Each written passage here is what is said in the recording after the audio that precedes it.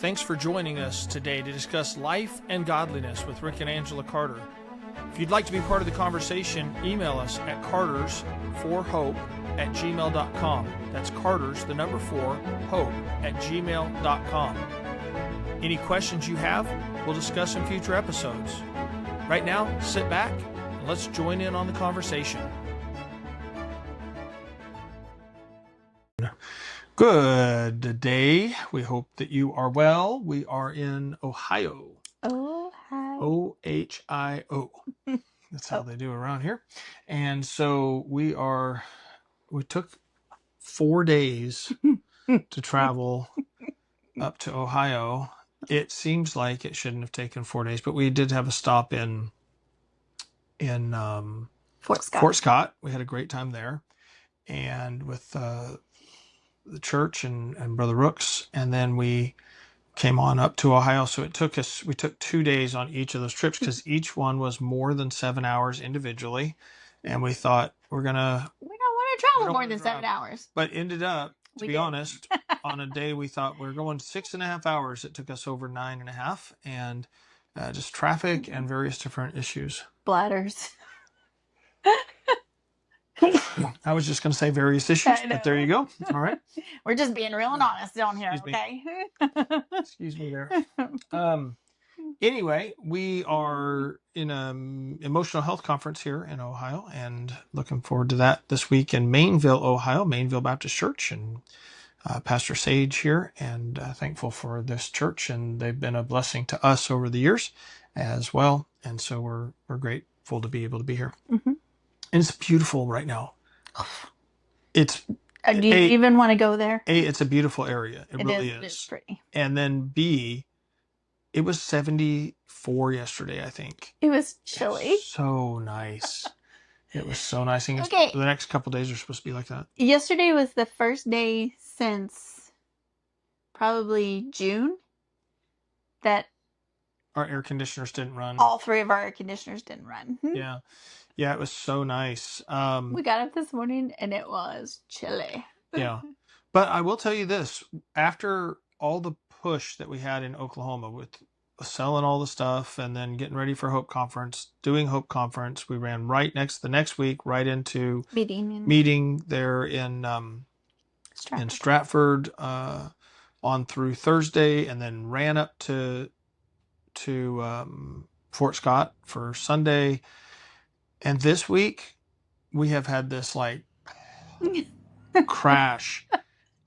Just slept in physical crash. Yeah. I slept in. It doesn't seem, slept in means different things to different people, but for us, it's been like, and even getting up has been like, oh, I don't know if I want to get up. Yeah. Just finally, after a little more than a month of just hard run. But we're here. We have a little extra time in the mornings this week, and we're kind of recuperating a bit. So we're thankful for that.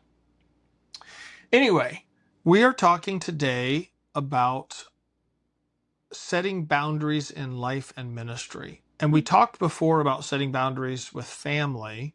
Right. But this is more broad, because I think some of the time in ministry, I know in life generally, people that aren't maybe in full-time ministry, as far as pastors, missionaries, and so forth, there is a tendency to feel like you have to say yes to everything anyone ever asks you regarding the ministry. Yeah. And people, when they find out you'll say yes, have a tendency to ask more and more. Yeah. And people become incredibly demanding and rude sometimes with their pastor's time and or other people's time generally. Right. And I think it's interesting because this was something we were looking at here a while back, just the idea of balance and ministry and protecting your time for your family and so forth. And we were looking at, when did it become normal to think that you could have 24/7 access to a pastor? And it seems like it came after 2012. because, and I've probably think mentioned this we've yeah, before, we have. that 2012 is when it became more than half the population that had cell phones. But even then, early on, it was probably still, there was still a mentality that you didn't call people after 9 p.m., maybe, unless it was a true emergency. You didn't call people before 8 a.m. or something like that, unless it was a true emergency, because that's how things used to be, right? Before, and young people may not remember this, but there was a time when if you called someone after, even at one point, if you called someone before 9 and after 6 or 7, it was like, what are you doing? Why? This better really This is be an urgent. family time. Yeah, it's personal time. Everyone needs Yeah. downtime. And now it's not uncommon when I was pastoring to get texts at 11:30 at night, you know, and And sometimes they weren't really not needing anything, but they were just they were just texting. texting, and Yeah. or before 6 in the morning and so forth. And as a pastor, I know there was this kind of feeling in my own mind that I needed to be always available. I needed to have my phone on all the time so people could get a hold of me if there was an emergency. And I was thinking about that as we were kind of working on this thought here a while back, that when I first started in ministry, we had a landline phone. We didn't have a cell phone. Matter of fact, we didn't have a cell phone until we had 3 kids. And back then, we would go out to the store. We would go out on a day off. We would go out for a picnic or something like that. No one could get a hold of us. We didn't have a way for people to contact us. If there was an emergency, when we got back home, we found about it on the answering machine, maybe, or the next day, someone said, hey, by the way, so and so's in the hospital. And it Right. wasn't this expectation that I should drop everything and rush wherever unless I was actually available in that sense, right? And even then, it's like, okay, I'm going to come over there and see you.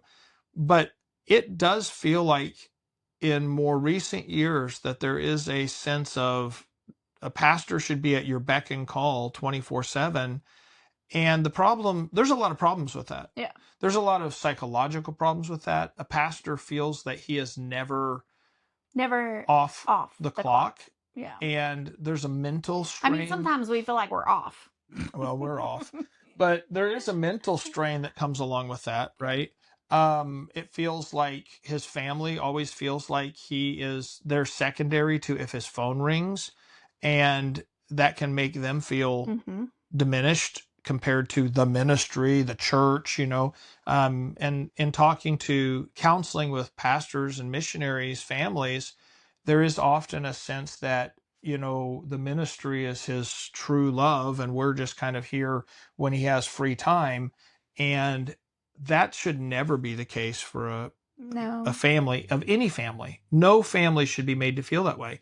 I would never want, ministry or not. if I was pastoring someone and they were making their family feel that way because of their job, I would say, Yes. you're wrong. Yep. You're wrong. You need to prioritize your wife. You need to prioritize your children. And yet somehow in ministry, it's like that gets shut off because, well, we've got to look after God's people and our families get neglected. And that's wicked. It's not right. And no church member should want that. It's just, a church member should want their pastor's home to be strong so that their pastor is able to be there when they have real emergencies. But there are some people, and I'm not sure that they're not planted by the devil, to be quite frank, who I'm not even joking about that. You're not. That's funny. I think that there are some people that Satan sends to churches that their sole goal is to cause disruption and hinder the spirit and hinder the pastor and be a drain on him emotionally, or his wife, right?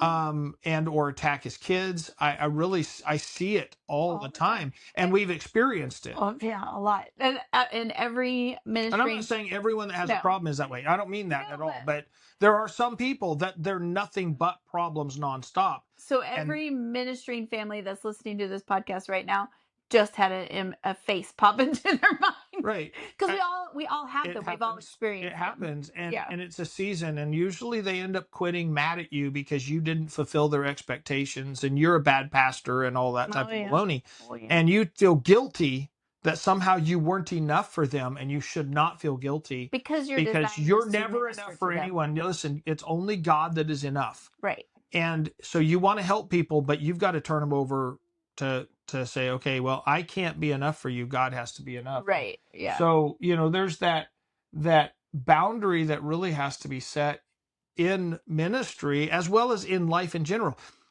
Even if you're working a job and your employer is telling you you have to be on call 24/7, but you're not going to get paid for that. You just have to do it in order to have this job. You probably ought to find a different job. Yeah.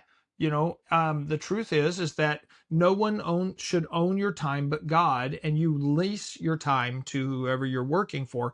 In ministry, we're working for the Lord, and we get paid so that we can serve the Lord. But that doesn't mean God wants us to burn out and neglect our families Right.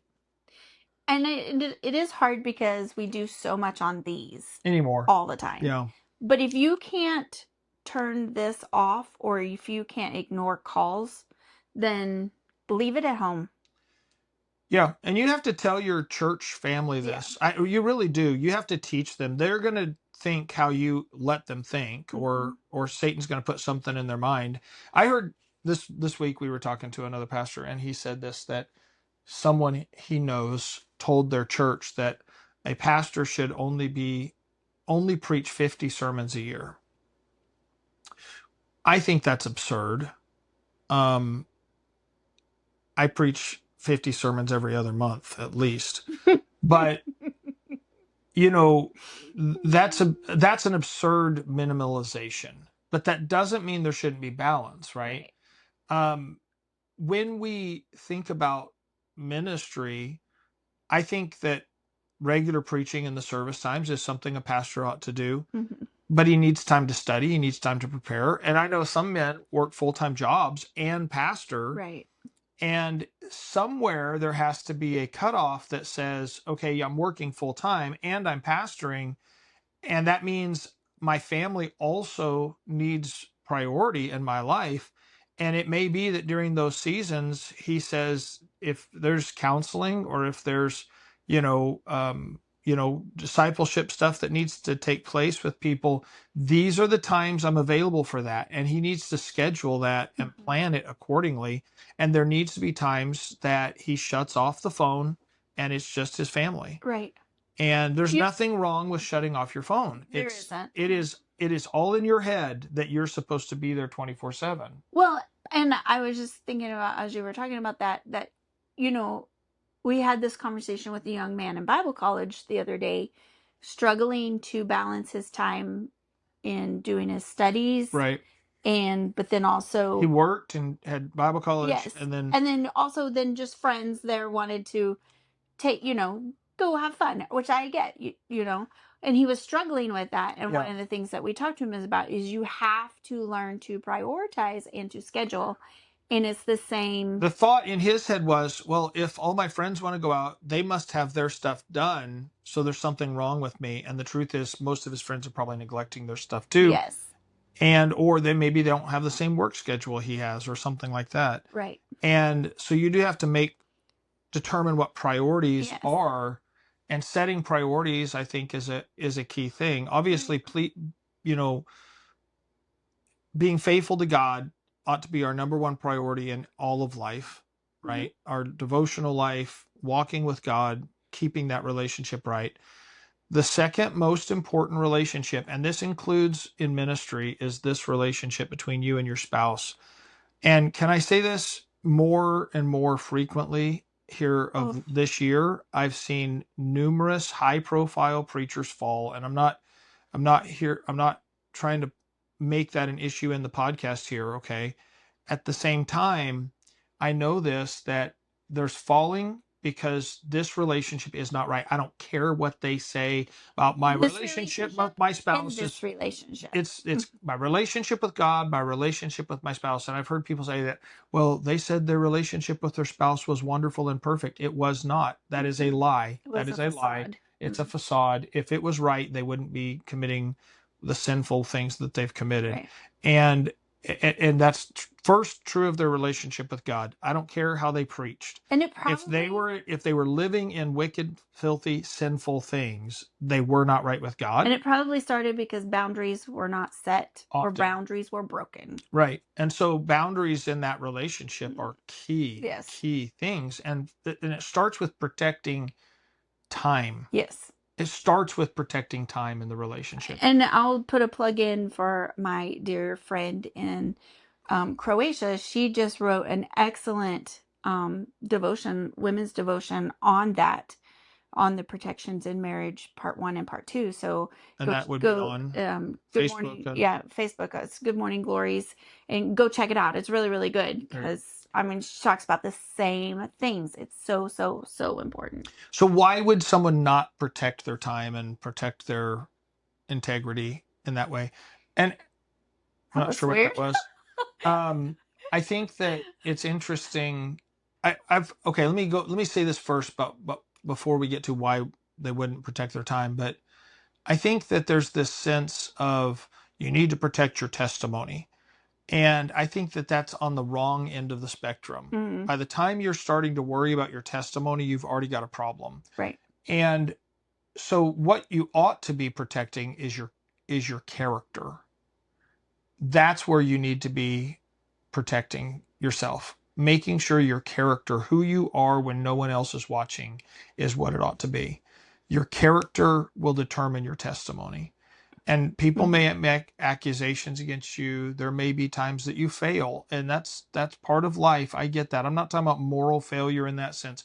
But if you'll protect your character, moral failure will be less common. And it really troubles me when I hear people say, well, when some preacher falls, that, well, we could all do this. Not if we're walking with God, not if we're watching our character.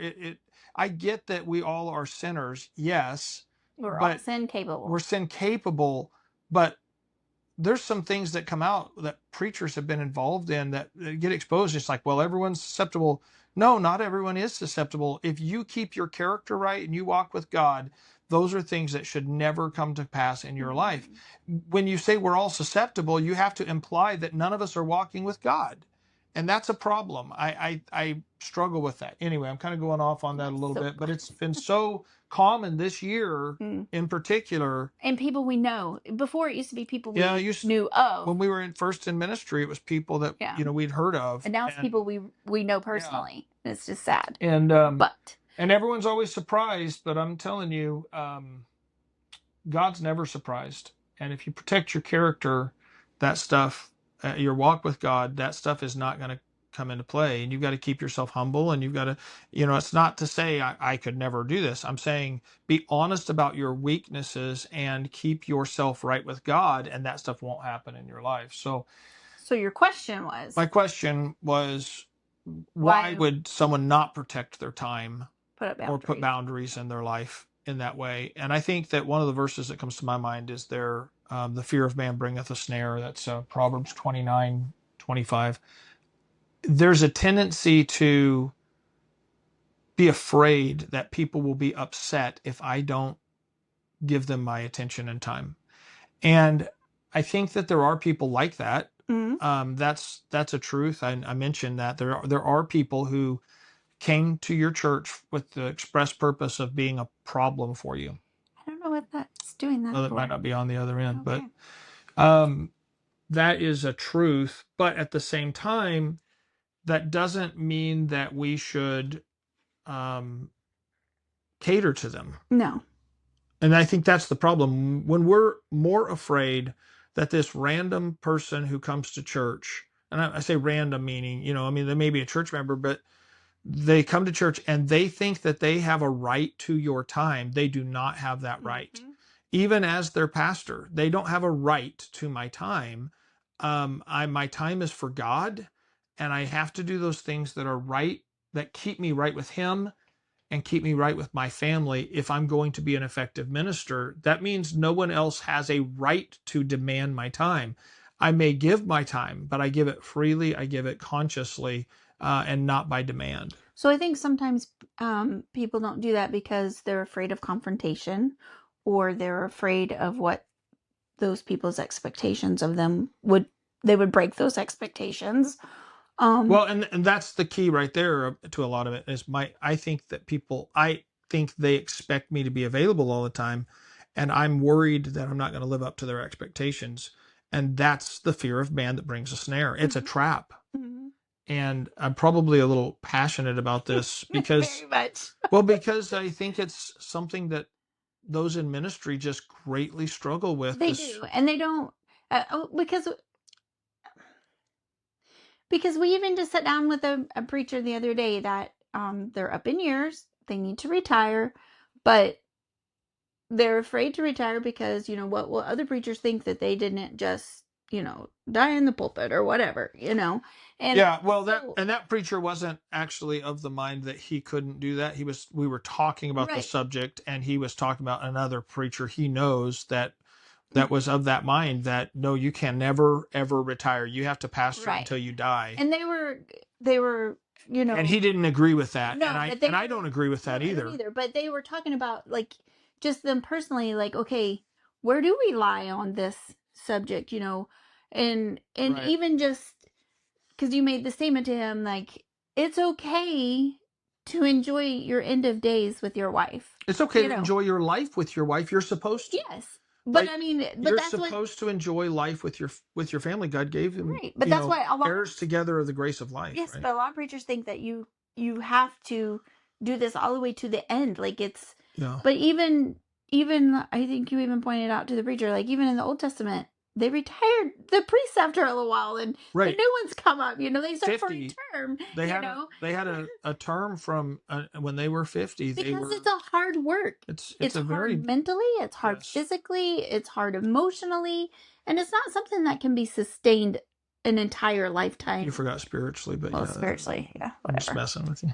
Uh, anyway, But I thought I said it, but well, there's some that do maintain it for their whole life, and I don't have a problem if that's sure. what God wants them to do. And I'm not saying that anyone should retire at a set age. Although in the Bible, God did give a set age, but in the New Testament, he doesn't. He's not, and I know we look at the New Testament, we're like, all these men died in the ministry, and yes, but they weren't 85, most of them. I mean, John would have been the oldest. um and it A lot of doesn't, them were martyred. and we don't actually know Yeah. how long he pastored, to be honest. I mean, there's historical tradition, but most of them died by martyrdom, yeah, at a relatively young age. And so if that's the case, okay, that's what God would have. That's what God would have. But I feel like that the sense that I can't stop pastoring because of that, and I think part of it is there's a couple reasons. One, it's there's tradition and the fear of other preacher brethren. Right. The expectations, Expectation. If I which is what I stop was. pastoring, then preachers are going to think that somehow I've forsaken the calling. Mm. The number two is finances. I think that's a huge one, maybe the biggest one, that preachers haven't prepared for retirement. Missionaries haven't prepared for retirement because they lived on very meager means, and I don't believe most of them were wasteful. I think that they just never had enough to get more than get by. Right. And so then they get into their older years. And I think that's a failure of churches. I think every church needs to consider the fact that your employer has generally has a plan for how you're going to retire. And you need to be thinking about your pastor, or else you're already, if you're not thinking about how to prepare your pastor for his, when the day comes he needs to step down, then you're preparing for your church to die. Well, true. That's And just a we do have reality. a whole podcast on that. Yeah. That we've talked about. So I think that that's a second thing, and then I think a third thing is just this sense in ministry that if I step down, someone's going to come in and take the church and it's going to kill it. They're going to take it in progressive ways, or they're going to, all this time I've invested and I don't want to turn it over to someone that's not going to continue it in the same direction. Sure. And That's a natural a thought. natural thought process, but it's also wrong because it does, in a sense, cause me to think that this is mine and not God's. Right. And I think that there's a lot of guys that they want to bring a guy in and they want to observe him and watch him, make sure he's going to be exactly who they want to take over, instead of trusting the Lord with the church. And does that mean there are going to be churches that go wrong? Yes. But at the same time, it is the Lord's church, and we've got to not take it so personally as if it were ours. It's not my church, it's God's church. But isn't that, in essence, putting yourself under a curse because you're placing an expectation on that person you're bringing in? Sure. And they're not going to live up to it. Of course they're not. So they can't. And you're going to be frustrated and scared and nervous, or cause problems or hurt them or hurt the church. Yeah, absolutely. So, So, and by the way, just because you retire doesn't mean you stop serving the Lord. no, there's so much to do. And Yeah. I think that the thing is, like, there's differences in ministries. And there are places, small towns, for instance, where if there was a man that was in his older years that would just be faithful to come and preach and so forth, that he could keep a church up. There's a lot of churches like that need a pastor, maybe that has a retirement income because they don't have the number of people. Maybe it's a small community or something, but that doesn't mean they don't need a church and a pastor there. And so maybe he goes and he accepts that new time in his life where he preaches and he does some, keeps things moving forward, but it's not the high pressure, big church format that maybe he has kept as a younger man. And it's okay to just preach and minister in that stage. And so, I will say this, I started churches. There's a lot of effort there. I worked jobs and started churches. Then I pastored a church of several hundred, and that's a totally different pressure. And when I was working a job and pastoring and starting a church, I remember that thought coming into my mind. And I even said to Angela, crazy, what am I going to do with all my time when we go to Beth Haven and I'm full-time in ministry? I had no idea how much more work I had to do. It was and I struggled to find balance. Well, and I was just thinking, like, at the time when we were working a full-time job and starting a church, it seemed like the hardest thing in the world. Like, I mean, at the time I thought, how in the world are we doing this? I don't see how we're doing this. And then, of course, we went to Beth Haven, and when you were full-time there at the church, that was way harder. And now on this side of it, I look back and I think that was definitely harder than working a full-time job and starting your own church. Yeah. And I will say this, I made mistakes. I mean, I made errors, and I think that's normal. We all make errors, and we don't know what we're doing. It's not a failure to admit. It's failure when you won't admit your errors generally, or learn from them. Or learn from them. But yeah, but looking back, I go, oh man, I messed this up. I messed that up. I wish I would have done differently. That doesn't mean I didn't do my best, and it doesn't. Sure. And I don't think I don't think it's an excuse for anyone else to have done wrong. No. But at the same time, I have to be honest about that in my own life. And we struggled with boundaries there. Yeah, absolutely. Big time. And that's where a lot of problems came from. So let's talk then about just some practical things, boundary wise, that people in ministry. And if you're listening to this and you're not in ministry, you need to think about this in relationship to your pastor and making sure you're not being that person that is that emotional, spiritual drain on them and hindrance to your pastor being. And most people aren't.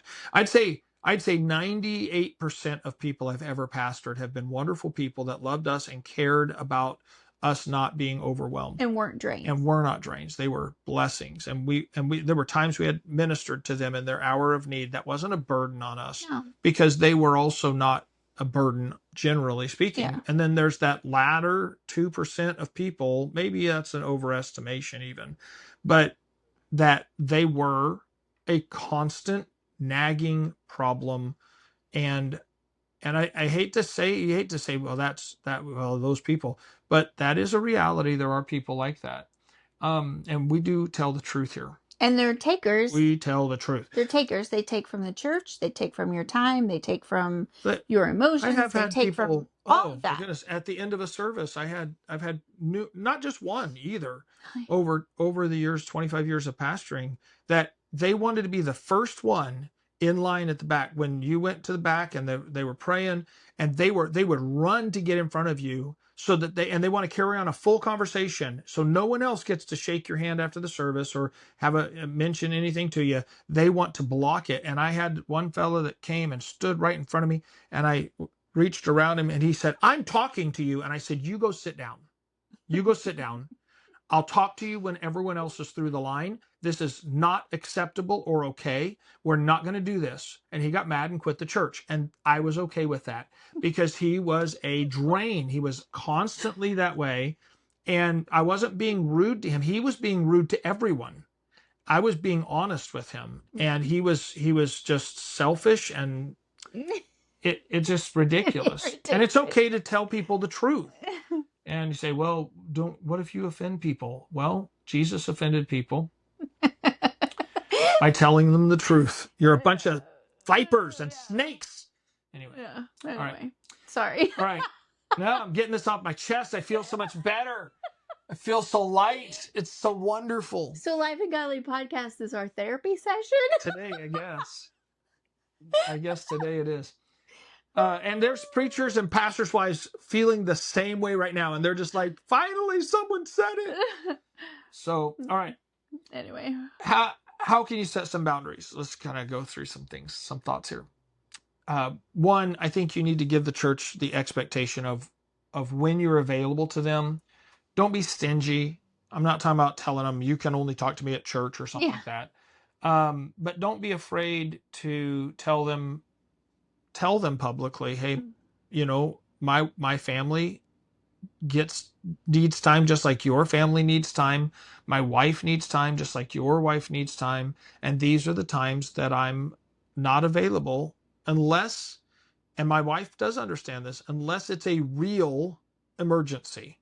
Real emergency. And I was actually just getting ready to say that part of the aspect of setting up the boundaries like that and telling the church that side of it is at home. You also have to tell your family this side of it. Like, we don't know when emergencies are going to happen, and so you have to be a little bit flexible. But you need to be schedule. honest. If it's not a real emergency, it's not. Right. And so what is a real emergency that should take away I should be reasonably assume, hey, I think if someone has been in a terrible accident and so forth.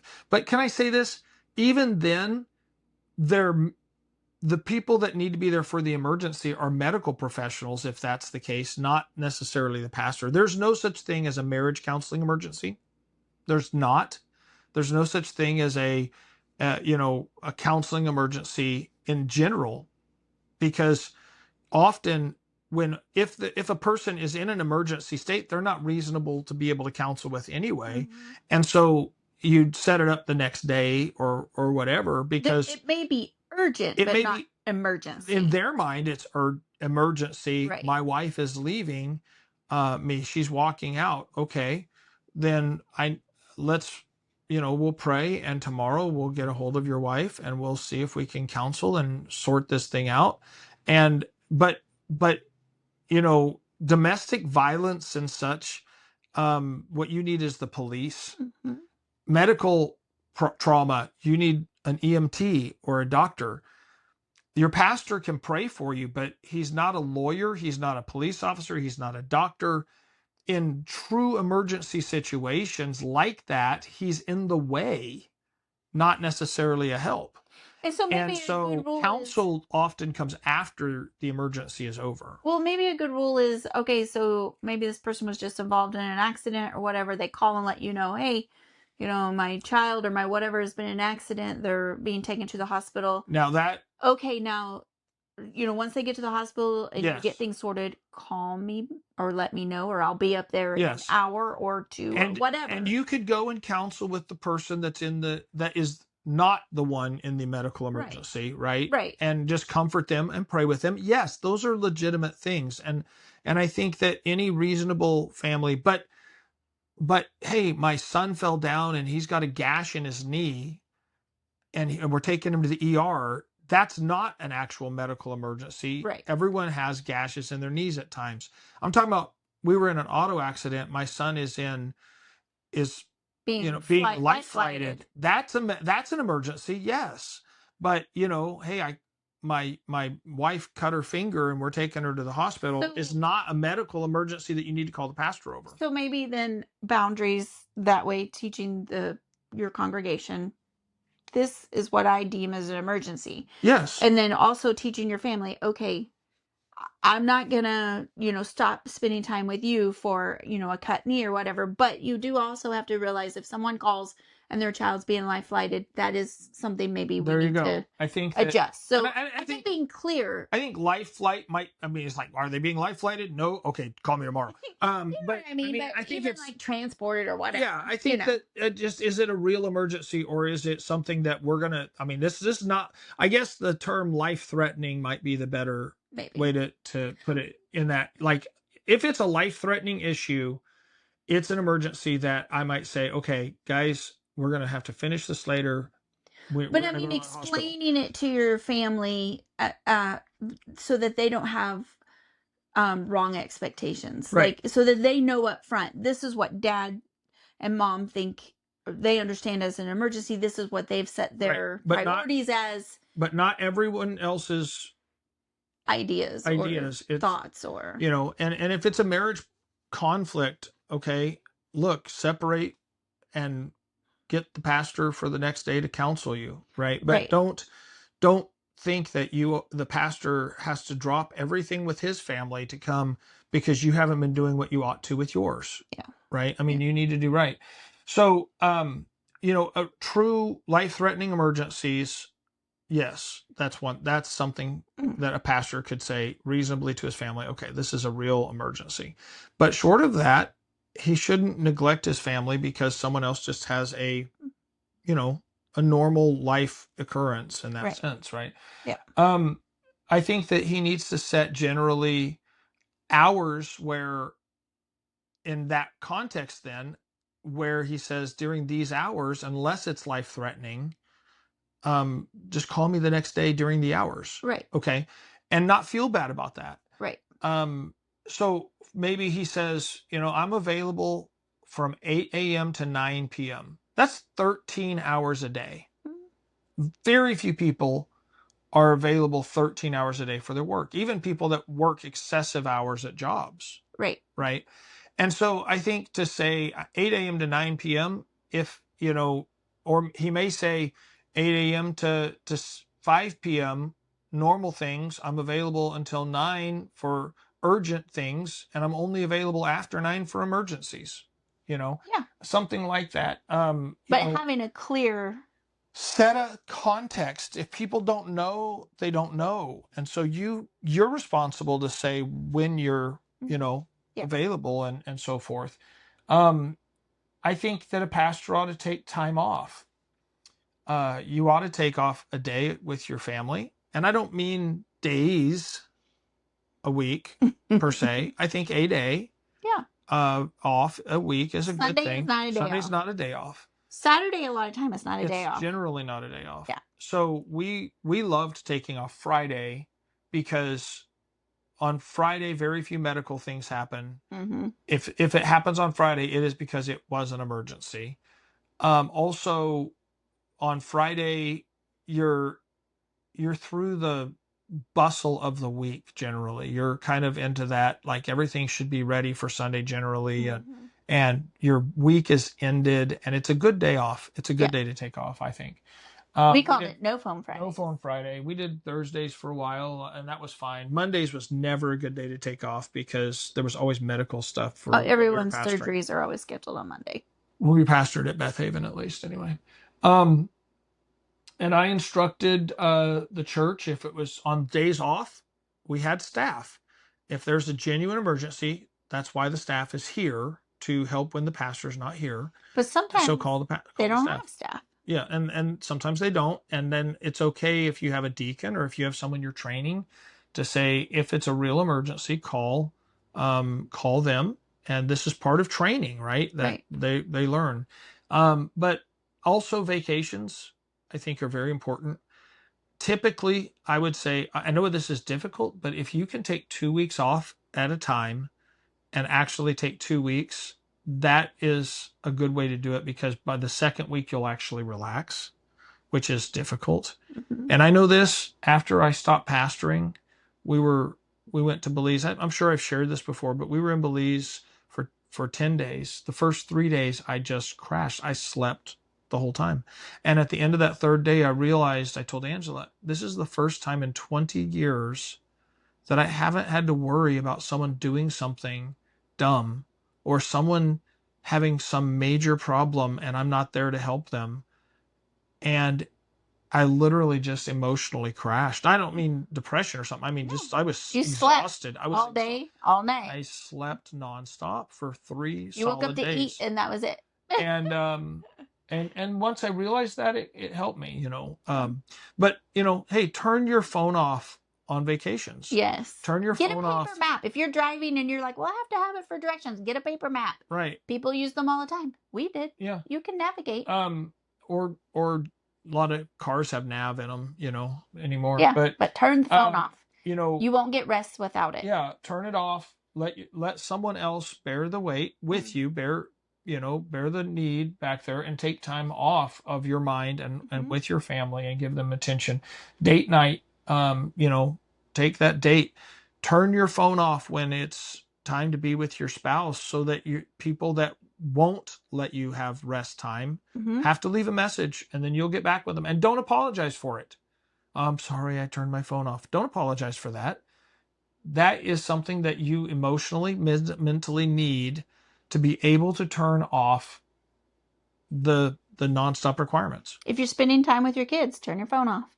If you're at a sporting event that they're in or whatever, turn your phone off.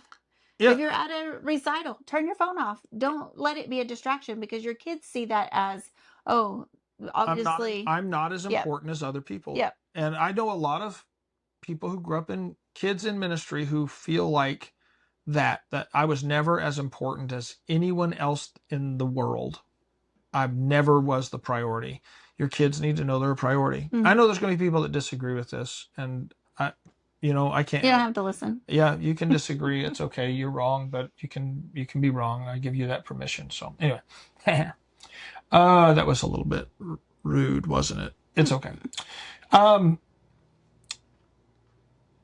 I think that's the main thing. I mean, people were able to manage ministry for 6,000 years without cell phones, without 24/7 access. Remember, before even phones, someone had to physically go to get the pastor. Yep. They had to go to the church. And it was because those men were obviously bad pastors who didn't love people, right? I mean, that's how we act. That's kind of a mentality that we have. Like, somehow, if I'm not willing to be 24/7, if someone came to my house and said, "Preacher, this happened. We really need you," it's because something really was needed. Right. It's too easy to send a text and a phone and call on minor things. And I'm not saying that that you shouldn't reach out to your pastor with minor things. I'm saying there also ought to be a reasonable understanding that if it's minor, I don't have to trouble him 24/7 over that, or his wife, or his family. Right.